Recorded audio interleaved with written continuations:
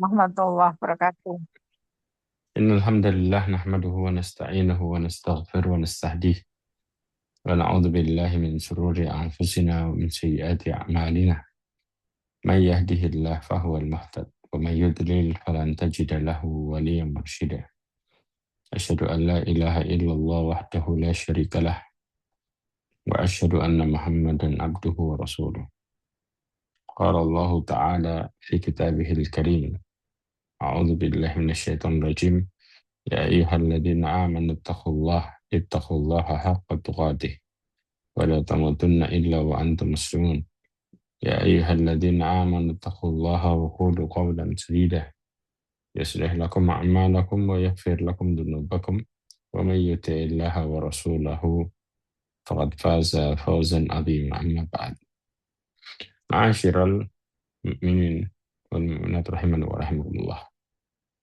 Hari ini insya Allah kita akan membahas tentang bahaya mendesakan takdir. Allah Subhanahu wa Ta'ala menjelaskan di dalam surat Al-Qamar ayat 29. Kata Allah Subhanahu wa Ta'ala, ya, wa inna kulla syai'in khalaqnahu biqadar. Sesungguhnya kami menciptakan segala sesuatu menurut pada takdir ukurannya.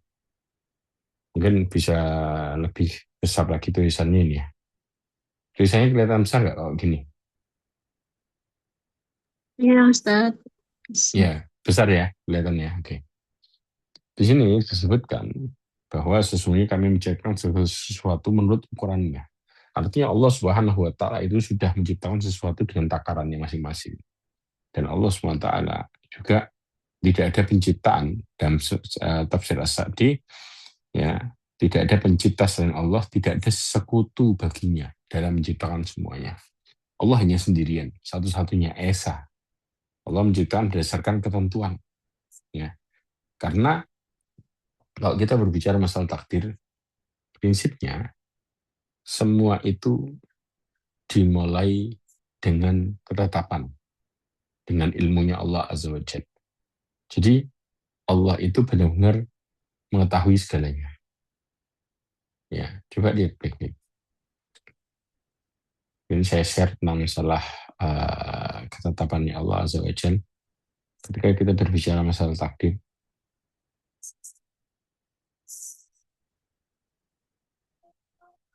hmm,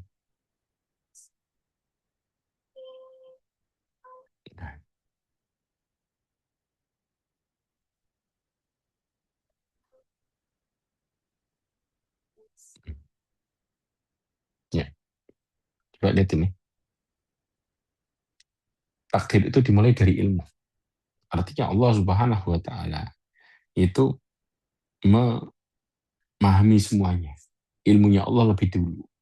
Sampai Allah Subhanahu wa Ta'ala mengatakan dalam surah Al-Baqarah ayat 282, wallahu bikulli syai'in alim. Allah Maha mengetahui terhadap segala sesuatu. Ini yang dimaksud. Kemudian juga Allah Subhanahu wa Ta'ala mengetahui semuanya. Allah mengatakan alam tara annallaha ya'lamu ma fis samawati ma fil ard wa ma yakunu min najwa thalathatin illa huwa rabi'uhum wa la khamsatin illa huwa sadisuhum wa la adna min dhalika wa la akthara illa huwa ma'ahum aina ma kanu. Tidak engkau perhatikan. Sesungguhnya Allah mengetahui apa yang ada di langit dan di bumi. Orang berbicara rahasia 3 orang, Allah jadi keempatnya. Orang bicara rahasia 4 orang, Allah jadi kelimanya. Terus seorang berbicara rahasia dan seterusnya. Kenapa? Tidak ada pembicaraan antara jumlah kurang dari itu atau lebih dari itu, kecuali Allah bersama mereka dimanapun mereka berada. Bersama secara ilmiah, bukan secara datanya. Karena orang kadang-kadang menyelewengkan sifat ini dengan berbicara, mengetahui secara bersama secara datanya. Makanya muncul perkataan Allah di mana-mana. Enggak. Secara ilmu. Maksudnya ilmunya Allah meliputi segala sesuatu. Kalau datanya tetap Allah SWT di di atas, istilahnya seperti itu. Karena gini, kita dikasih nama Allah Azza wa Jalla fitrah. Ketika kita gelisah, maka kita ngelihat ke langit. Ya Allah, berharap sama Allah. Ini menunjukkan fitrah. Fitrah bahwa Allah menanamkan kepada diri kita semuanya bahwa Allah itu di atas. Kemudian juga ilmu Allah mencakup apa aja? Jawabannya, Allah Subhanahu wa Ta'ala mengetahui segala yang terjadi. Cakupannya ada 4. Yang pertama adalah segala sesuatu yang telah terjadi. Allah tahu. Kemudian Allah tahu segala yang sedang terjadi. Kemudian segala yang akan terjadi dan segala yang tidak akan pernah terjadi. Itu Allah tahu. Allah tahu apa yang akan pernah terjadi. Allah tahu. Kenapa? Makanya di antaranya Allah mengetahui kenapa Allah Subhanahu wa Ta'ala memasukkan mereka yang ke dalam neraka, orang-orang kafir. Kemudian Allah Subhanahu wa Ta'ala tidak mengampuni mereka. Mereka neraka selamanya. Bahkan ketika mereka berteriak mengatakan, "Ya Allah, kembalikan kami lagi ke dunia. Kalau kami bermaksiat, kami akan berarti kami orang-orang yang buruk. Kalau engkau kembalikan lagi kami baik, bahkan melakukan ketaatan." Allah mengatakan enggak akan. Allah Subhanahu wa Ta'ala tidak mengembalikan mereka. Kenapa? Kok enggak mengampuni mereka? Ini alasannya. Al-An'am 28. Allah mengatakan, "Walau ruddu la'adu limanuhu anhu wa innahum lakadzibun." Saking tahunya Allah sampai Allah mengatakan seandainya mereka dikembalikan ke dunia, mereka kembali lagi, kembali melakukan yang dilarang, kembali maksiat lagi, kembali durhaka lagi, kembali musyrik lagi. Jadi omongannya mereka itu cuma omongan palsu. Wa innahum lakadzibun, sesungguhnya mereka adalah orang-orang yang pendusta. Pendusta. Makanya istilahnya yang ngerti siapa yang jadi orang baik, siapa yang enggak, itu Allah. Karena Allah lah satu-satunya yang memberikan hidayah. Kemudian juga dalam surat At-Taubah 48 Allah mengatakan, "Lau kharaju fikum ma zadukum illa khabala." Jika mereka berangkat bersama engkau, bisa mereka tidak menambahkan kepadamu selain kerusakan. Artinya apa? Di mana Allah mengetahui bagaimana apa yang mereka kerjakan dan apa yang mereka angan-angankan. Antara lisan mereka sama realitanya, Allah tahu benar atau tidaknya. Saking Allahnya maha tahu. Ini yang dimaksud ya. Kenapa Allah katakan seperti ini? Supaya manusia menyandarkan keinginan, harapannya, semua yang dia ingin capai kepada Allah Azza wa Jalla. Supaya mereka ketika beramal saleh pun bersandar kepada Allah. Supaya hati mereka selalu kembali kepada Allah. Karena Allah tahu siapa yang pantas, siapa yang tidak. Bahasa mudahnya seperti itu. Pantas dapat hidayah, siapa yang tidak dapat pantas dapat hidayah. Kemudian juga Abdullah bin Umar pernah mengatakan, "Walladzi nafsu Ibnu Umar biyadihi." Demi jiwa Ibnu Umar yang di tangannya. Seandainya salah seorang di antara mereka memiliki emas sebesar gunung Uhud, kemudian diinfakkan di jalan Allah, niscaya tidak akan pernah Allah menerimanya sampai mereka beriman dengan takdir. Kenapa kita disuruh beriman dengan takdir? Jawabannya simpel. Karena ketika seorang hamba memahami takdir ini dengan cara yang benar, pada prinsipnya mereka juga mengimani tentang kemahamampuannya Allah Azza wa Jalla. Karena kalau bicara takdir adalah bicara maha mampunya Allah Subhanahu wa Ta'ala. Bicara kudratullah. Nah, ma'asyarun. Kemudian Abdullah bin Umar membacakan firman hadis Nabi SAW. Namanya iman itu antuk minu billahi wa malaikatuhi wa kutubihi wa rusulihi wal yawmil akhir wa tu'minu bil qadari khairihi wa syarrihi. Rukun iman itu iman kepada Allah, malaikat, kitabnya, rasulnya, terakhir beriman terhadap takdir yang baik dan yang buruk. Ini yang dimaksud. Nah, ma'asyarul mu'minin rahimani wa rahmatullah. Kemudian Syekhul Islam Taimiyah menjelaskan prinsip tentang masalah takdir ini. Takdir itu bukan sebuah alasan bagi siapapun di hadapan Allah, di hadapan makhluknya juga, ya, menjadikan sebagai sebuah alasan. Tapi apa? Andai kan boleh beralasan dengan takdir, melakukan keburukan, maka orang zalim gak bakal dihukum. Kadang-kadang maaf, ketika kita, makanya gini, prinsipnya gini, kita dilarang ketika maksiat kemudian mengatakan ini sudah takdir Allah. Terus apa yang kita boleh berhujah dengan takdir? Ketika kena musibah, maka kita berhujah dengan takdir. Ketika kita kena musibah, ini semua sudah takdir Allah. Tapi tidak boleh kita melakukan kemaksiatan kemudian berhujah dengan takdir. Seakan-akan maksiatmu nggak apa-apa karena engkau beralasan dengan takdir. Karena prinsipnya orang itu tahu takdir atau tidak setelah terjadi.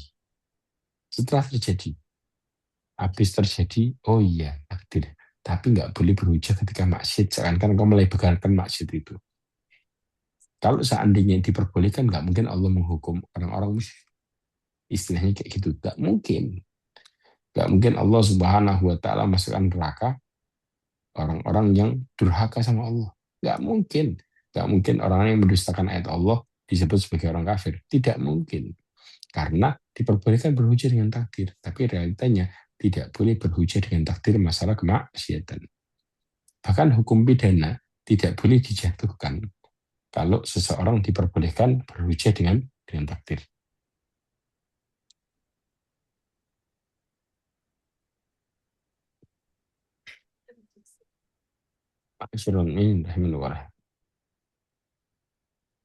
Kemudian yang berikutnya, yang kedua, Allah Subhanahu wa taala mengatakan wallahu khalaqakum wa ma ta'malun. Allah Subhanahu wa taala menciptakan kalian dan apa yang kalian perbuat. Apa maksudnya? Disebutkan dalam tafsir As-Sa'di bahwa Ibrahim mengatakan, apakah engkau menyembah patung-patung yang kau pahat dengan tangan kalian sendiri dan kalian membuatnya? Bagaimana kalian menyembahnya padahal kalian sendiri yang membuat mereka? Dan kalian meninggalkan keikhlasan kepada Allah Subhanahu wa taala di mana Allah menciptakanmu dan apa yang kau perbuat. Itu yang dimaksud. Ini hujah buat kita semuanya. Kalau Allah Subhanahu wa taala menciptakan kita dengan apa yang kita perbuat, maka pada prinsipnya kita ini disuruh bersandar sama Allah. Berarti kalau kita tidak bersandar kepada Allah, maka nggak mungkin kita bisa beramal soleh. Karena Allah Subhanahu wa taala yang menciptakan apa yang kita lakukan dalam hidup ini. Tujuannya supaya hambanya ketika diberitahu masalah ini, seorang hamba akan bersandar kepada pemiliknya dalam mendapatkan kebaikan dan menjauhi madarat. Bukan bersandar kepada dirinya sendiri. Kalau bersandar kepada dirinya, kita ini lemah. Makanya kesyirikan itu hal yang paling bodoh dalam hidup. Kebodohan terparah. Di mana manusia menciptakan sesuatu. Ya, maaf, bukan menciptakan, mereka bahasa gampangnya menyusun sesuatu lah. Karena kalau menciptakan itu dari nggak ada jadi ada. Ini sudah ada bahannya. Dia hanya nyusun batu, campur tanah, campur semen dan sebagainya, dibentuklah jadi patung, dipahat. Sudah, kemudian dipahat disembah sendiri. Ini hal yang paling jahil. Ya, makanya disebutkan bahwa ketika kita ingin menjadi manusia yang sebenarnya, manusia cerdas, manusia yang beradab, manusia yang hidupnya benar-benar sebagai seorang manusia sejati, kita akan kembali kepada pencipta kita. Karena Allah memberitahukan, wallahu khalaqakum wa ma ta'malun. Allah yang menciptakan kalian dan apa yang kalian perbuat. Kemudian juga Allah Subhanahu wa taala berfirman dalam surah Al-A'raf ayat 186. Allah mengatakan, "Wa may yudlilillahu fala hadiya lahu wa yadharuhum fi tughyanihim ya'mahun." Di mana Allah berfirman, barang siapa yang Allah sesatkan, maka baginya tidak ada seorang pun yang memberikannya petunjuk. Kenapa? Dan Allah membiarkan mereka terombang-ambing dalam kesesatan. Dalil ini menunjukkan bahwa orang yang sesat tidak memiliki jalan dan cara untuk mendapatkan hidayah.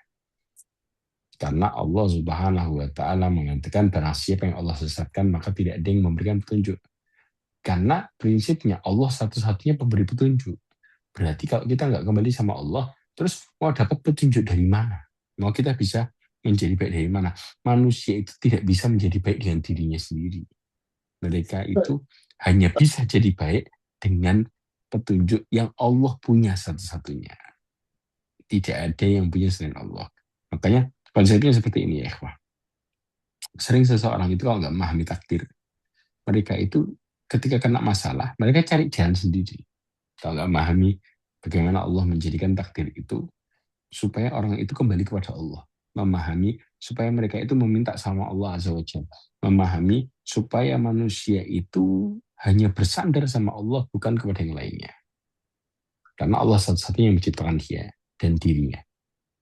Nah, dari sini, ya, ketika manusia itu diberitahukan oleh Allah Subhanahu wa taala di mana Allah Maha tahu terhadap segala sesuatu, maka harusnya kalau orang berbuat baik dengan cara minta sama Allah, baru Allah kasih.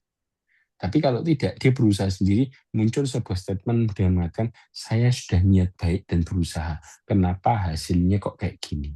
Nah, kenapa hasilnya kok jelek? Loh, saya sudah berusaha nolong dirimu. Kenapa kok malah akhirnya menjadi buruk? Saya sudah berusaha kerja. Kenapa kok hasilnya malah jadi kayak gini? Padahal saya berusaha siang malam. Jawabannya simpel, karena engkau nggak pernah mau minta tolong sama Allah. Justru engkau berharap kepada manusia yang sama-sama lemahnya. Begitu Allah nggak ngasih petunjuk buat apa yang kau inginkan itu tercapai kebaikannya, maka berakhir dengan keburukan. Walaupun engkau usaha mati-matian siang malam. Walaupun niatmu nolong dia. Berarti seseorang yang berbuat baik kepada orang lain tanpa minta tolong sama Allah, niat nolong malah jerumusin. Itu prinsipnya. Makanya kemudian Allah menjelaskan Allah membiarkan mereka terombang-ambing dalam kesesatan. Sampai bingung jalani hidup. Orang nggak mau minta tolong itu sampai bingung, bimbang, stres. Saya sudah gini kok hasilnya gini ya. Saya sudah berusaha gini kok jadinya kayak gini ya. Jawabannya karena engkau berada di atas kakimu sendiri. Makanya kalau kita lihat kronologinya, para penghuni neraka itu mereka nggak mau masuk neraka. Ada penghuni neraka yang di dalam hidupnya di dunia, kalau kita bicara normal, saya dulu cita-cita masuk neraka. Nggak ada. Penghuni neraka itu sebenarnya mereka mau masuk surga semua. Tapi kenapa penghuni neraka itu dominan? Sedangkan penghuni surga cuma sedikit. Padahal mereka semua kepingin masuk surga. Dengan caranya masing-masing mereka mengungkapkan. Karena jawabannya mereka berdiri di atas kakinya sendiri. Mereka nggak mau minta tolong sama Allah. Alias berusaha sendiri. Selama manusia berusaha sendiri nggak mau minta tolong sama Allah, maka walaupun niatnya baik, prakteknya buruk. Istilahnya seperti itu.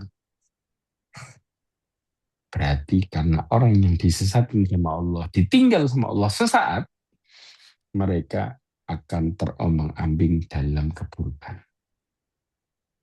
Kesini kena, berakhir buruk hasilnya. Kesini lagi berusaha kesini, buruk lagi. Kesini lagi berusaha lagi, buruk lagi. Terus mereka menghadapi keburuk ketemu buruk.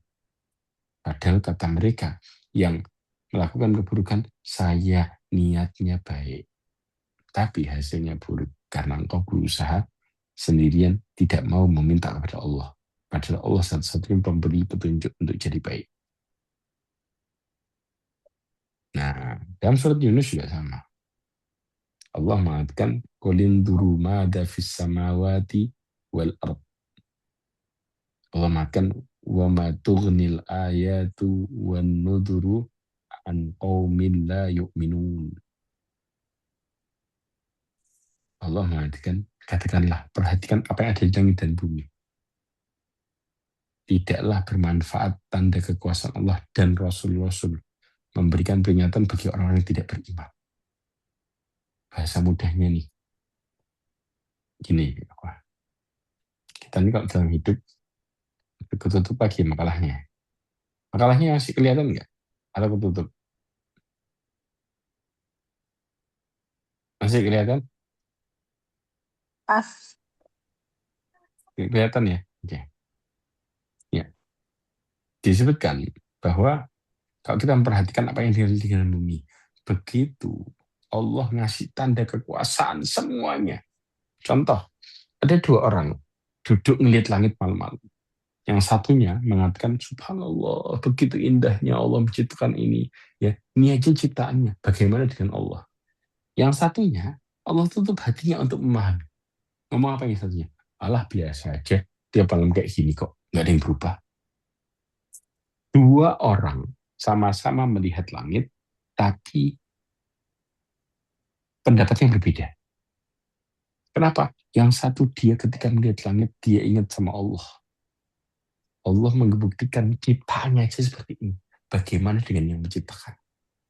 Sehingga dia tambah takut. Dia tambah ngerasa dirinya hina kecil. Yang satunya karena hatinya ditutup, gak dikasih hidayah. Dia ngeliat, tiap malam sama kok, gak ada yang berubah. Apa yang membuatmu jadi kagum? Gak ada yang berubah, biasa aja. Nah, muncul kata-kata itulah yang kemudian menunjukkan siapa yang dikasih ide, siapa yang tidak. Ini siapa yang mudahnya gitu. Fir'aun dikasih bala tentara kenikmatan ini itu orang-orang takut sama dia. Bukannya tambah dia kemudian memahami kesalahannya dia apa, kembali kepada Allah, malah tambah sombong. Tapi yang satu, coba lihat Nabi Sulaiman. Ketika singgasananya Ratu Bilqis dihadapkan di hadapan dia, dalam kondisi ya nggak sampai berkedip langsung sudah muncul tik gitu istilahnya. Apa kata Nabi Sulaiman? Nabi Sulaiman ngomong, ada min fadli Rabbi. Ini keutamaan dari Allah. Dia berdua nih untuk mengujiku. Akfur, ashkur am akfur. Apakah aku bersyukur atau justru aku kufur? Subhanallah. Komentar yang berbeda jauh. Ya, menunjukkan yang satu takut sama Allah semakin. Ketika dikasih nikmat yang luar biasa. Yang satu tambah sombong. Padahal sama-sama Allah SWT berikan kenikmatan. Ya inilah, yang satu diberikan hidayah, yang satu enggak. Jadi kalau kita berjalan nih, kita akan melihat model manusia yang dapat hidayah sama yang enggak. Padahal mereka sama-sama mendapatkan kenikmatannya. Ada lagi orang yang dapat hidayah ketika mereka diuji, mereka tambah kembali sama Allah dan mengatakan, ya Allah, aku banyak dosa.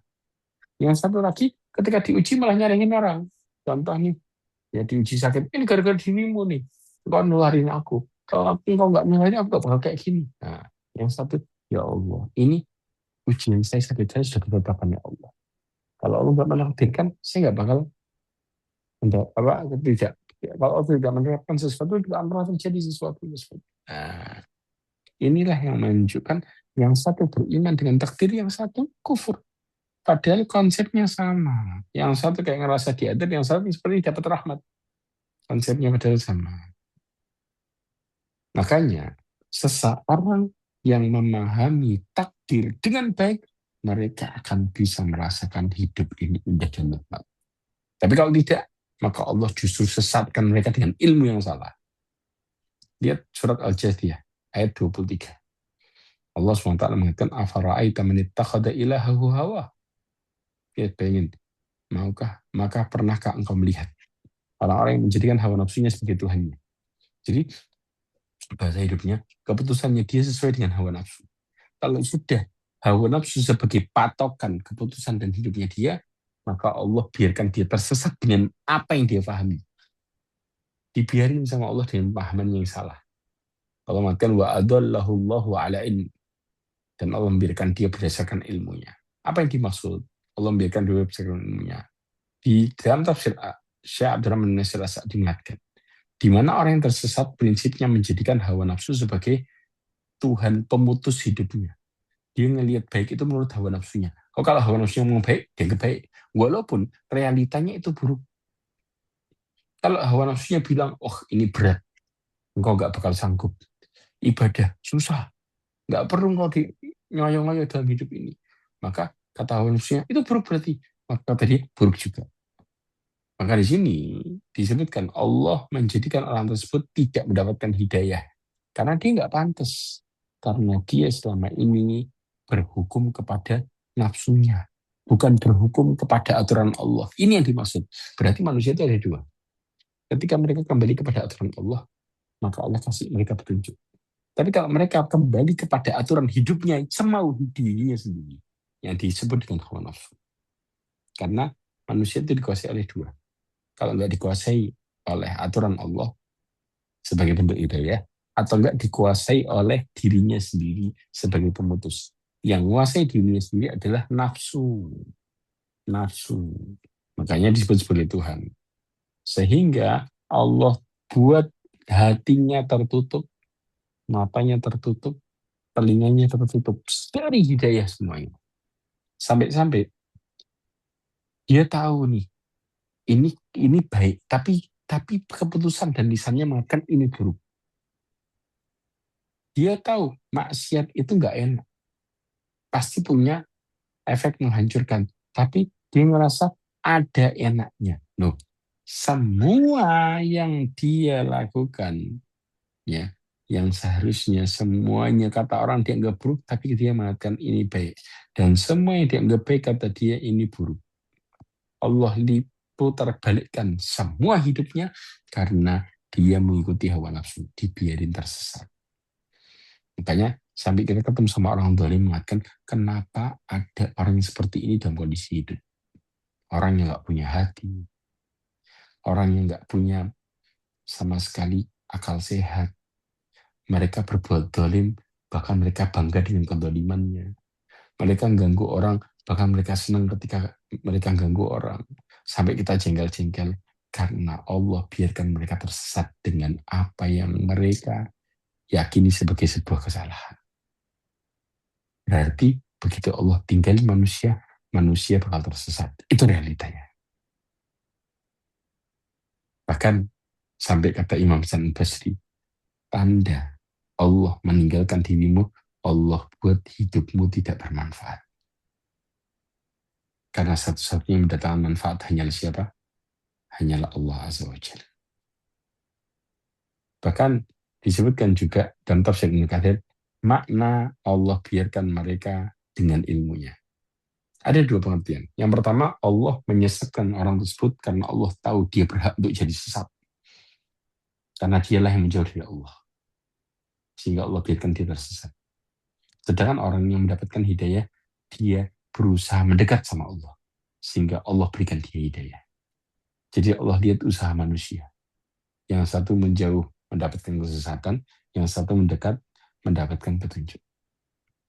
Yang kedua, maknanya adalah Allah menjadikan sesat sesudah sampai kepadanya hujah.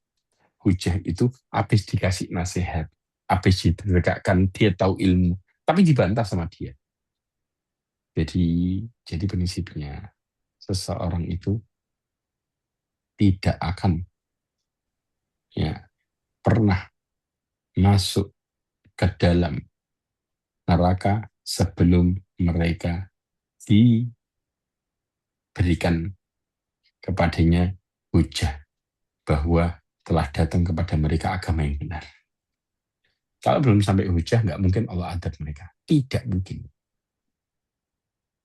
Ya, jadi semua orang penghuni neraka itu ditanya sama malaikat, apakah belum datang kepada kalian pemberi peringatan? Kata mereka, sudah datang. Sudah datang. Tapi kami dustakan. Nah, ada sebuah hadis Nabi SAW. Ya, tentang masalah bahwa prinsipnya manusia ini yang mereka tidak pernah mendengarkan hujah, nanti Allah akan uji mereka dengan satu kali ujian. Saya jelasin hadisnya.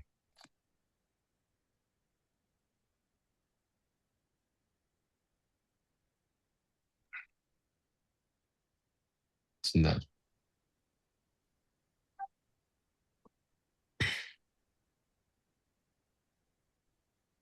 Nah, ini hadis ini riwayat Imam Ahmad, ya, nomornya 15.866. Karena memang subhanallah, Imam Ahmad itu kalau meriwayatkan hadis di dalam musnadnya itu sampai ribuan. Ya. Disebutkan suatu saat dari Aswad ibn Sari, bahwasanya Nabi SAW bersabda, namanya Aswad ibn Sari. Ya. Nabi SAW mengatakan, pada hari kiamat nanti akan ada 4 orang yang akan mengadu kepada Allah Subhanahu wa taala. Yaitu seorang yang tuli, tidak pernah mendengar sesuatu pun. Kemudian orang yang gila, jelas ya gila ya, gila benar-benar gila. Kemudian yang ketiga orang yang pikun. Kemudian yang keempat orang yang mati pada zaman fatrah. Zaman fatrah itu zaman kekosongan Nabi, yaitu zaman antara Nabi Isa meninggal sampai Rasulullah, sebelum Rasulullah diutus. Itu namanya zaman kekosongan Nabi. Itu benar-benar nggak ada Nabi.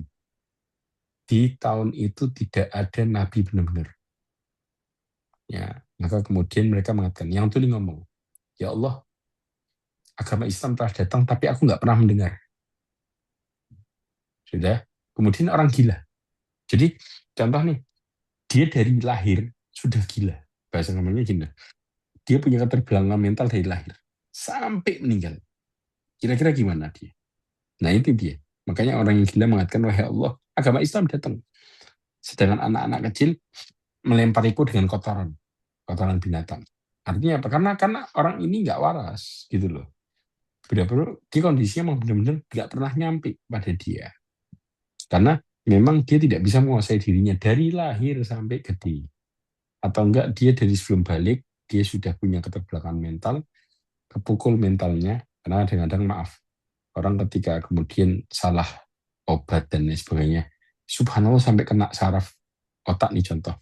Akhirnya dia nggak bisa berpikir secara jernih. Sampai kemudian berkepanjangan. Nasallahu alaihi wasallam. Nah, orang yang seperti ini contoh kasusnya. Kemudian yang ketiga, orang pikun. Berkata, ya Allah, agama Islam datang, sedangkan aku tidak berakal sedikit pun. Karena dia pikun. Jadi contoh nih, dia hidup di zaman fatrah. Ya. Kemudian Nabi diutus, tapi dia ini sudah dalam kondisi akalnya lupa-lupa. Pikun dia. Ya. Kalau kita bilang bahasa kerennya Alzheimer. Karena orang Alzheimer ini sholat gak sholat, dia nggak bisa menguasai dirinya. Makanya diangkat pena dari dia. Kalau dalam kondisi Alzheimer-nya kambuh. Kemudian yang keempat, orang yang zaman fatrah mengatakan bahwasanya, wahai Allah, telah datang kepadaku seorang Rasul. Ya, tidak datang kepadaku seorang Rasul. Karena hidup di zaman fatrah kekosongan Nabi, tidak ada sama sekali. Maka Allah pun mengambil perjanjian kepada mereka, supaya mereka benar-benar taat sama Allah. Kemudian mereka mengatakan, kami taat. Sudah nih, kemudian Allah mengutus utusan. Memerintahkan kepada mereka, masuklah engkau ke dalam neraka. Allah nyuruh mereka masuk ke dalam sesuatu, ya, masuk ke dalam neraka. Tapi kemudian Nabi SAW mengatakan, demi jiwa Muhammad yang berada di tangannya. Seandainya mereka masuk sesuai dengan perintah Allah, maka yang neraka yang dimaksud sama Allah itu berubah jadi sejuk sama selamat buat dia. Yang dimasukin itu sebenarnya surga. Cuman Allah nyuruh, diuji dengan satu kali ujian. Nurut apa enggak? Intinya, berarti kita diciptakan sama Allah ini disuruh nurut sama Allah. Intinya di situ. Allah Subhanahu wa taala menjelaskan tentang takdir, intinya disuruh nurut sama aturan Allah, bukan nurut sama apa yang kita mau, tapi nurut sama apa yang Allah mau. Karena nanti ujiannya, intinya orang bisa selamat supaya nurut sama Allah. Allah yang perintahin A, ya lakuin A. Jangan cari B, C, D. Dan engkau merasa itu benar. Nggak ada. Disuruh nurut. Bahasa mudahnya, orang selamat itu nurut mutlak sama Allah. Nurut buta. Allah nyuruh apa, jangan kau bantah, jangan pakai akalmu. Sudah. Aturan Allah yang selamat. Tidak ada yang selamat dari itu. Selain itu nggak selamat. Sudah. Intinya seperti itu. Intinya. Makanya jangan pakai nego bahasa gampangnya. Di sini jelasin. Satu perintah menghasilkan dua. Surga selamanya atau neraka selamanya. Begitu mereka nurut masuk, maka yang dianggap neraka itu jadi surga. Tapi kalau mereka nggak mau, kata Nabi SAW, di riwayat yang lain, barang siapa yang memasukinya, ya maka mereka akan berubah. Ya, selamat. Tapi dikatakan, ya barang siapa yang tidak masukinya, nggak mau masuk ke neraka nih. Ya. Mungkin suaranya di silent.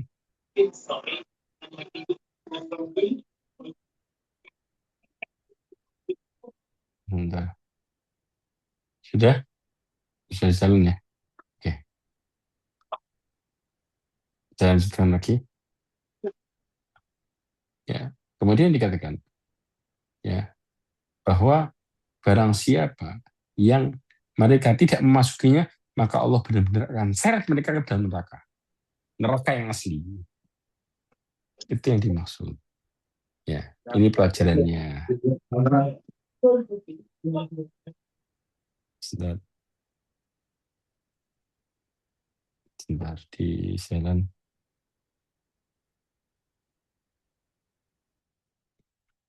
Ya, oke. Ma'asyarul mu'min. Mu'minat rahimana wa rahimakumullah. Kemudian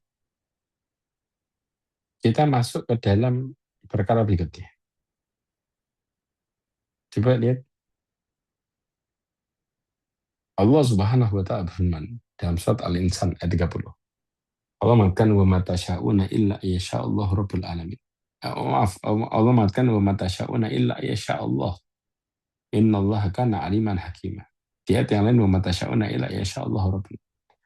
Dan tidak engkau tidaklah ya apa yang engkau tidak mampu menempuh jalan kecuali bila dikehendaki oleh Allah. Wa ma tasyauna illa yasha Allah. Karena prinsipnya kehendak kita ini di bawah kehendaknya Allah Subhanahu wa taala. Sesungguhnya Allah itu Maha mengetahui, Maha bijaksana. Di sini menunjukkan kata Syekh Abdurrahman bin Nasir As-Sa'di menjelaskan bahwa engkau tidak mampu menempuh jalan kecuali dikehendaki sama Allah. Karena sesungguhnya kehendak Allah itu pasti terlaksana. Apa yang Allah kehendaki pasti terjadi dengan ilmunya Allah. Karena semua kehendak Allah itu penuh dengan kebijaksanaan. Ya. Makanya Allah Subhanahu wa taala memberikan petunjuk terhadap orang yang mendapatkan hidayah. Dan Allah menyesatkan orang yang tersesat yang nggak mau mengikuti kebijaksanaan Allah Subhanahu wa taala. Karena gini. Ya. Orang itu kalau ngikutin Allah, nggak mungkin Allah tinggal. Makanya selama ini kita tuh didoktrin sama setan. Dengan mengatakan, kalau engkau kayak gini, kira-kira kalau terjadi kayak gini gimana? Semua hembusan pikiran setan di kepala kita, semua bohong. Sampai setan mengatakan, kalau engkau ibadah, taat sama Allah, terus masuk neraka gimana? Berarti engkau percaya sama doktrinnya setan. Bahwa orang yang ibadah itu justru Allah ada. Kalau ibadahmu benar, nggak mungkin Allah ada. Kayak contoh doktrin yang matang seperti ini.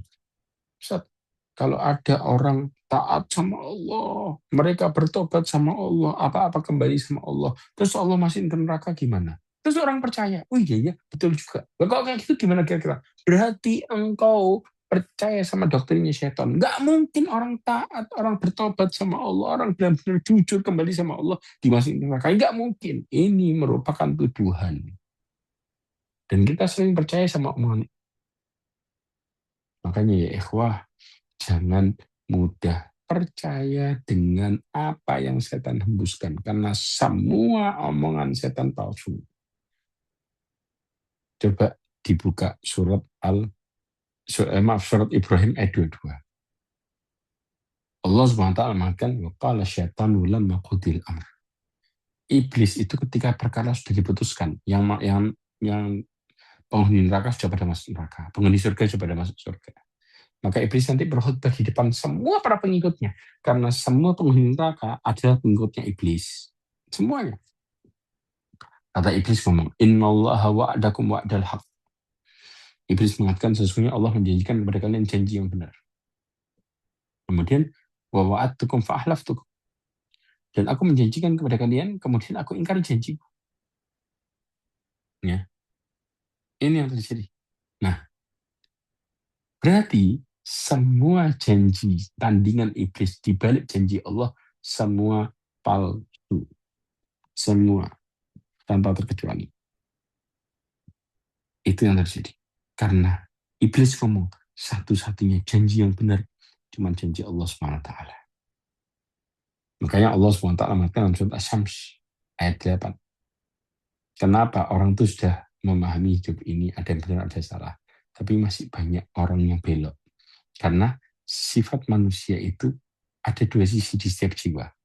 Allah mengatakan fa'alhamaha fujuraha wa taqwaha. Allah Subhanahu wa taala memberikan ilham kepada setiap jiwa keburukan sama kebaikan. Jadi setiap orang itu ada sisi baik, sisi buruk, semua.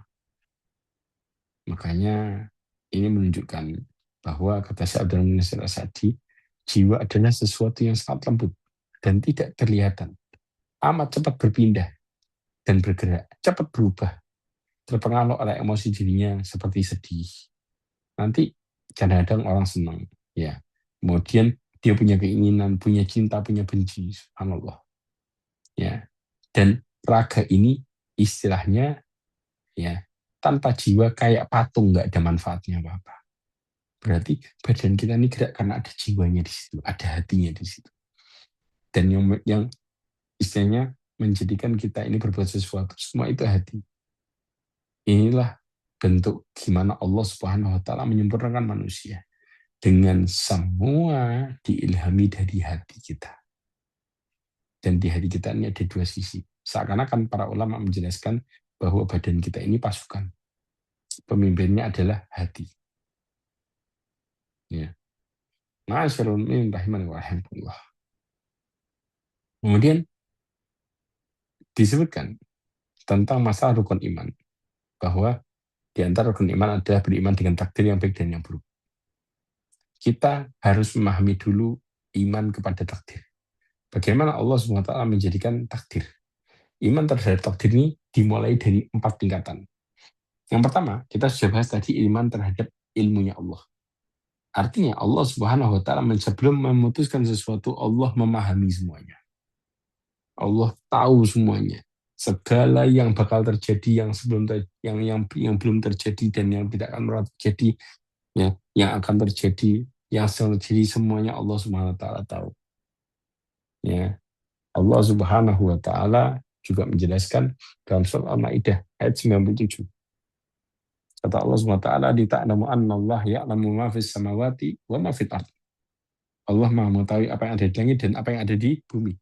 Wa annallaha bikulli syai'in alim, dan Allah Maha mengetahui dalam segala sesuatu. Ya.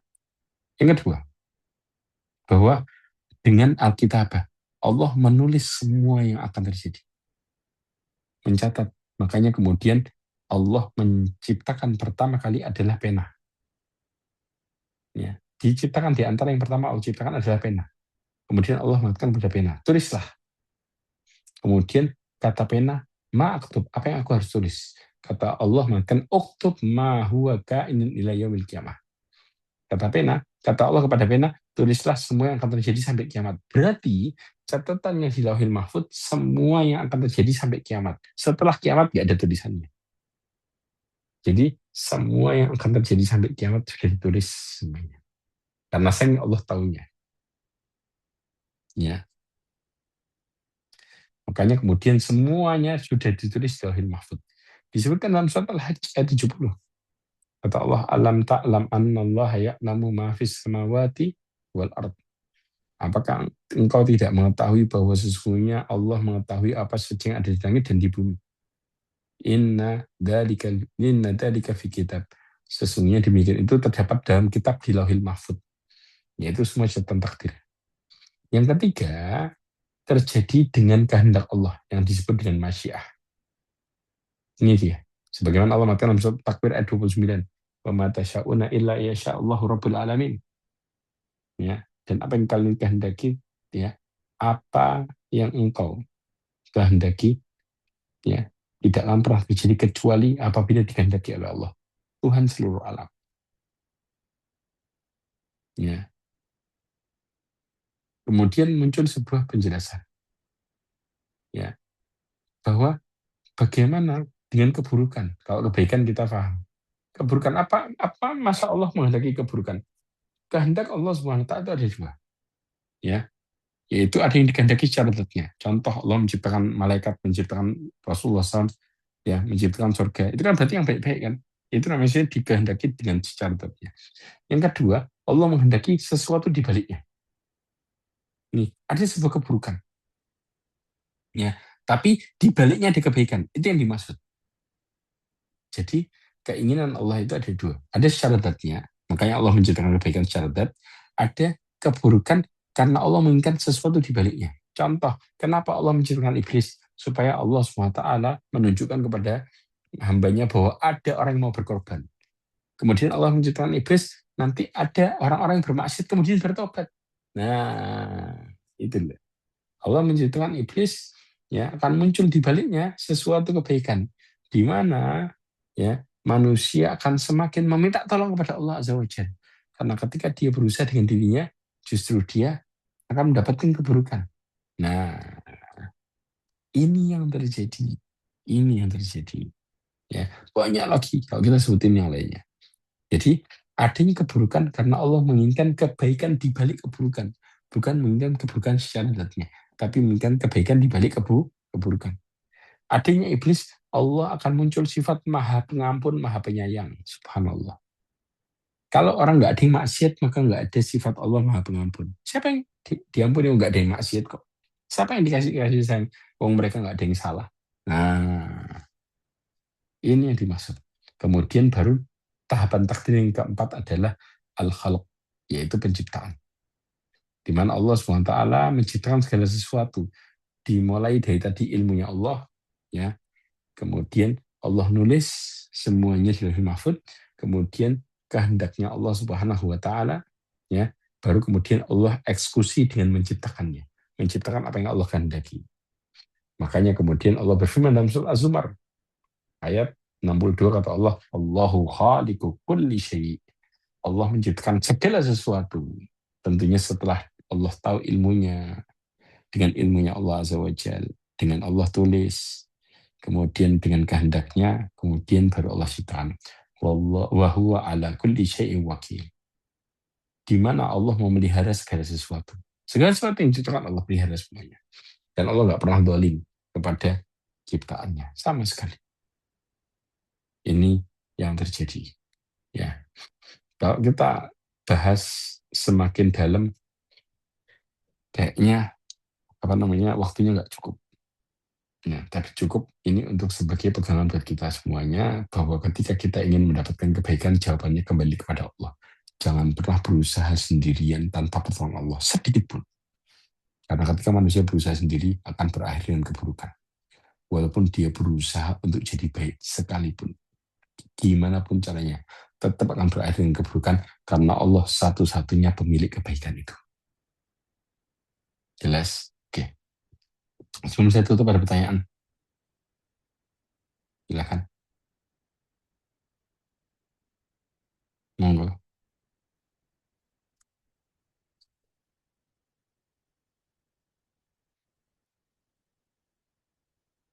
Ya, ada pertanyaan?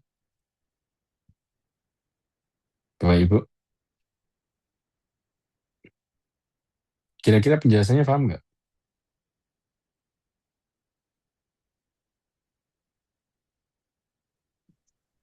Assalamualaikum warahmatullahi wabarakatuh. Saya tanya boleh Ustadz? Waalaikumsalam. Ya, silakan. Kalau hubungannya takdir dengan istidraj itu bagaimana ya Ustadz? Saya masih agak bingung definisi.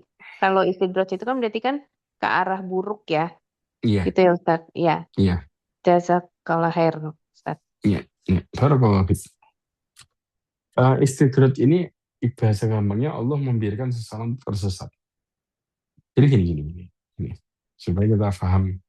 Tadi screen yang saya share tadi kelihatan semua nggak? Apa keputus? Nggak kelihatan. Oh, oh keputus ya? Um, Oh iya, udah. Nanti soal yang berikutnya screen share lah. Saya nggak paham soalnya caranya. Ya baik, istidraj gini. Prinsipnya Allah Subhanahu wa taala membiarkan hambanya itu justru terombang-ambing dengan apa? Dengan Kesesatan. pemahamannya dia. Manusia itu memahami kalau kalau kemudian dengan pikiran-pikirannya. Jadi gini, orang tuh kalau bicara hidup secara logika, justru dia bakal tersesat. Kenapa tersesat? Karena bagi dia, kalau saya dapat dunia ini banyak, maka otomatis saya bakal bisa melakukan banyak hal. Saya bisa mendapatkan kebaikan dan lain sebagainya. Itu pikirannya dia. Begitu Allah nggak nolong, maka ketika dia dapat banyak malah nggak selamat. Ya. Sampai kemudian Rasulullah SAW mengatakan idza ra'aitallah ta'ala yu'til 'abda minad dunya ma yuhib. Makna istidraj itu kalau engkau melihat Allah memberikan kepada hambanya yang dia mau. Bukannya Allah mau deh ya, tapi semua sesuai dengan keinginan hambanya. Dibiarkan hambanya mau apa dikasih, mau apa dikasih. Itu justru bukan tambah lurus, tambah belok. Wa huwa muqimun ala ma'asihi.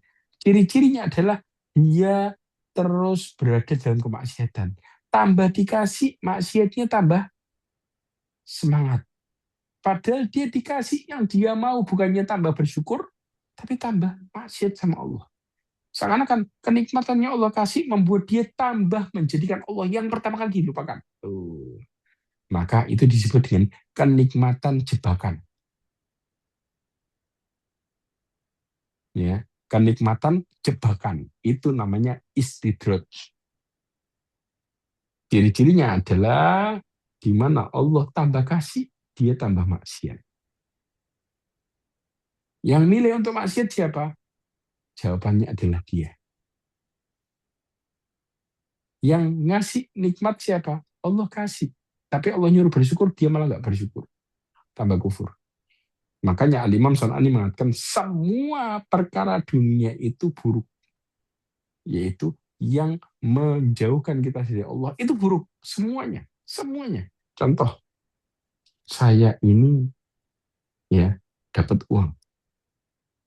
Kemudian uang yang saya punya justru malah buat saya malas ibadah. Berarti hartamu buruk. Saya ini ya bangun masjid. Tapi setelah bangun masjid, ya, kemudian ternyata saya malah menjauh dari Allah. Berarti amalmu buruk. Karena semua yang dari sisi dunia, saya ini punya mobil. Tapi setelah saya punya mobil, saya malah maksiat sama Allah. Berarti mobilmu buruk. Ya, semua yang menjauhkan dari Allah, dari sisi dunia, itu buruk semuanya. Contoh, saya ini taat sama orang tua. Tapi orang tua nyuruh saya maksiat, saya juga nurut. Berarti taatmu sama orang tua itu membawa kepada keburukan ketika engkau bermaksiat sama Allah. Karena intinya, kita bicara bukan taat sama orang tua yang penting taat, tapi taat sama orang tua karena Allah. Dan taat sama orang tua menurut Allah, bukan menurut orang tua. Nah, sedangkan orang istidraj sebaliknya. Dia ya beranggapan bahwa saya punya mobil, saya punya ini, semuanya baik. Tapi prakteknya malah dia menjauh dari Allah. Itu disebut istidraj. Jadi dia memahami bahwa hidup ini enak menurut dia karena dia punya macam-macam. Padahal Allah nggak pernah kasih dia tenang sama sekali dalam hidup. Sejalan dengan apa yang Allah kasih. Maka itu disebut istidraj. Makanya dia belok tambah menjauh dari Allah Azza wa Jalla. Itu kenikmatan jebakan. Nauzubillah. Jelas ya? Itu yang dimaksud. Ya, paham? Makanya Allah mengatakan sanastadrijuhum. Ada ayat tentang masalah istidraj. Kata Allah, kami akan adab mereka berangsur-angsur ke arah kebinasaan. Min haitsu la ya'lamun, dari sisi mereka nggak tahu. Orang istidraj itu nggak sadar. Kalau mereka sedang diistidraj, diadab sama Allah, dihukum. Jadi istidraj itu hukuman atas keburukan. Tapi dibuat secara fisik. Secara fisik enak. Tapi secara hati hancur. Ya, supaya apa? Supaya orang istidraj ini hidupnya serba salah. Contoh, coba dilihat surat Toha ayat 124. Coba kita tambah jelas lagi. Lalu tahu Allah SWT mengatakan, "Wa man a'rada an dzikri fa inna lahu ma'isyatan danka wa nahsyuruhu yaumal qiyamati a'ma." Allah mengatakan, barang siapa yang berpaling dari peringatanku, ya, Allah mengatakan fa inna lahu ma'isyatan danka. Allah buat hidupnya di dunia dalam kondisi apa? Sempit. Ya. Tahu nggak istilah sempit? Subhanallah. Kalau buka di tafsir Ibnu Katsir, akan ketemu penjelasan bahwa Allah Subhanahu wa Ta'ala cabut ketenangan hidupnya. Yang kedua, Allah Subhanahu wa Ta'ala ya menjadikan hambanya semakin tersesat. Ya, tapi ada tapinya. Makanan yang dia sukai dia dapat. Pakaian yang dia kepingin dia punya. Rumah mewah dia punya. Jadi dari sisi fisik semua enak. Tapi hatinya dihancurin sama Allah lebur. Bagaimana cara Allah nyiksa orang kayak gini? Tahu nggak? Jadi gini, antum akan ketemu orang, ya, penghasilannya, contoh, ada orang sebulan penghasilannya 100 juta. Kemudian dia ngomong, ya Allah, hidup ini nggak enak ya. Semua serba susah. Kita ketemu sama orang penghasilan 100 juta, kemudian dia ngomong, hidup serba susah, serba kurang. Kira-kira kita gimana ngadepin orang kayak gitu? Terima atau enggak? Terima enggak kira-kira? Dia ngeluh susah, padahal penghasilannya sebulan 100 juta. Diterima enggak kira-kira? Jawabannya, loh, engkau nih kok bisa ngeluh kayak gini? Kan duitmu banyak. Engkau punya macam-macam. Kenapa engkau masih ngeluh? Allah siksa dia. Dalam konsep, secara fisik Allah buat enak, tapi hatinya hancur. Yang dia kemukakan hidup gak enak itu hatinya. Tapi orang melihat dari fisiknya. Sehingga ketika dia ngeluh, manusia akan menghardik dia.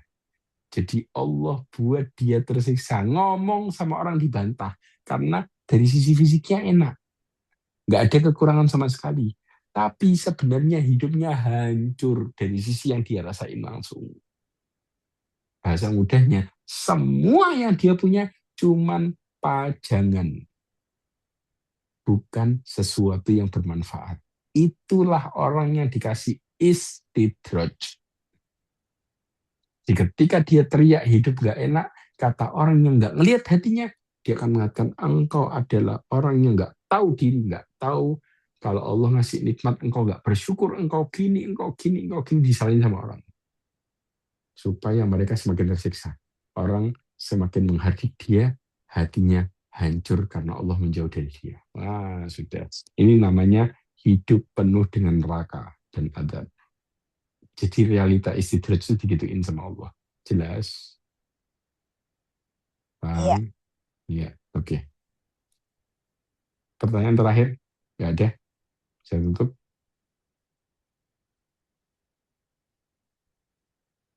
Kalau nggak ada, saya tutup. Jadi, apa yang kita pelajari mudah-mudahan paham insya Allah ya. Tentang bagaimana seseorang itu ketika mereka, bahaya ketika mereka mengingkari takdir Allah. Karena semua berjalan ini dengan kehendak Allah SWT. Jadi kalau kita menjauh dari Allah, maka prinsipnya kita menjauh dari kehidupan yang sebenarnya. Menuju kepada ke arah binasaan secara perlahan. A'udzubillahi min dzalik. Subhanakallahumma bihamdika asyhadu an la ilaha illa anta astaghfiruka wa atubu ilaik. Wa akhiru da'wana alhamdulillah. Assalamualaikum warahmatullahi wabarakatuh. Waalaikumsalam warahmatullahi wabarakatuh. Jazakallah khair Ustaz. Barakallahu fikum.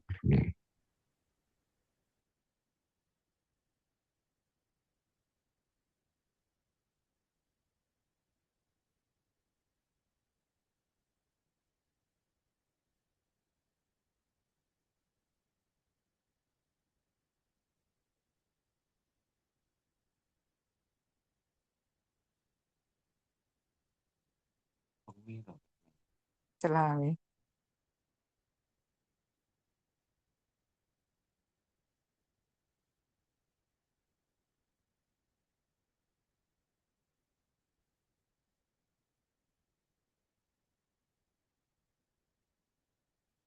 Izin ditutup ya. Iya, Bu. Terima kasih.